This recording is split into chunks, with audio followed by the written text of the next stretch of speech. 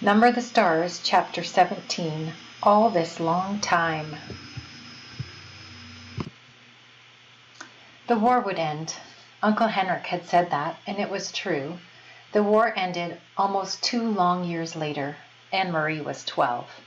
Church bells rang all over Copenhagen early that May evening. The Danish flag was raised everywhere. People stood in the streets and wept as they sang the national anthem of Denmark. Anne-Marie stood on the balcony of the apartment with her parents and sister and watched. Up and down the street and across on the other side, she could see flags and banners in almost every window. She knew that many of those apartments were empty. For nearly 2 years now, neighbors had tended the plants and dusted the furniture and polished the candlesticks for the Jews who had fled. Her mother had done so for the Rosens. "It's what friends do," Mama had said. Now neighbors had entered each unoccupied waiting apartment, opened a window, and hung a symbol of freedom there. This evening Mrs. Johansson's face was wet with tears. Christy, waving a small flag, sang. Her blue eyes were bright. Even Christy was growing up. No longer was she a light-hearted chatterbox of a child. Now she was taller, more serious, and very thin. She looked like the pictures of Lise at 7 in the old album. Peter Nielsen was dead. It was a painful fact to recall on this day when there was so much joy in Denmark. But Anne-Marie forced herself to think of her red-headed almost brother and how devastating the day was when they received the news that Peter had been captured and executed by the Germans in the public square at Rivingen in Copenhagen. He had written a letter to them from prison the night before he was shot. It had said simply that he loved them, that he was not afraid, and that he was proud to have done what he could for his country and for the sake of all free people. He asked in the letter to be buried beside Lise. But even that was not to be for Peter. The Nazis refused to return the bodies of the young men they shot at Rivingen. They simply buried them there where they were killed, and marked the graves only with numbers. Later, Anne-Marie had gone to the place with her parents, and they had laid flowers there on the bleak, numbered ground. That night, Anne-Marie's parents told her the truth about Lise's death at the beginning of the war.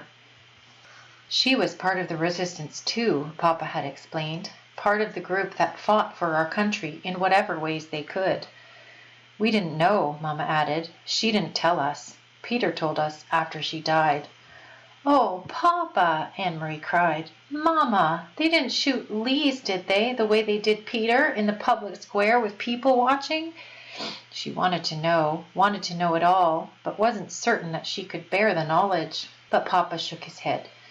She was with Peter and the others in a cellar where they held secret meetings to make plans. Somehow the Nazis found out, and they raided the place that evening.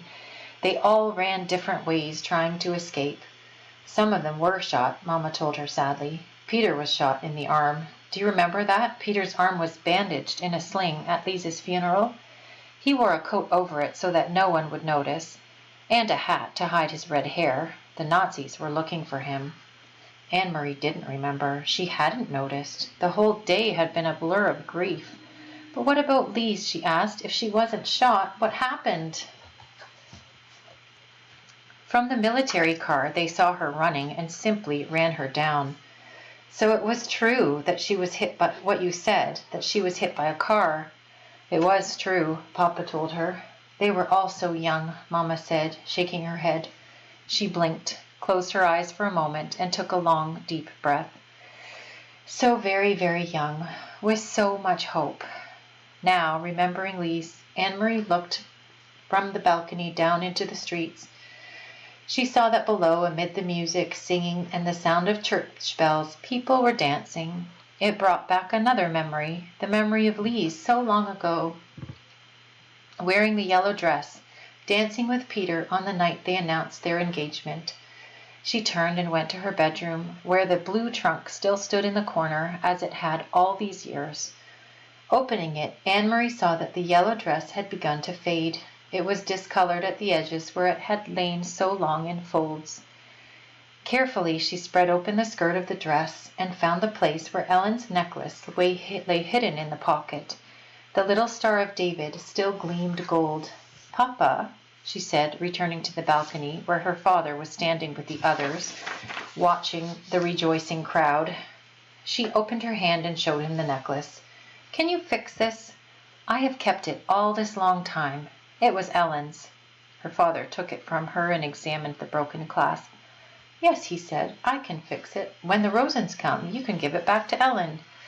"Until then," Anne Marie told him, "I will wear it myself."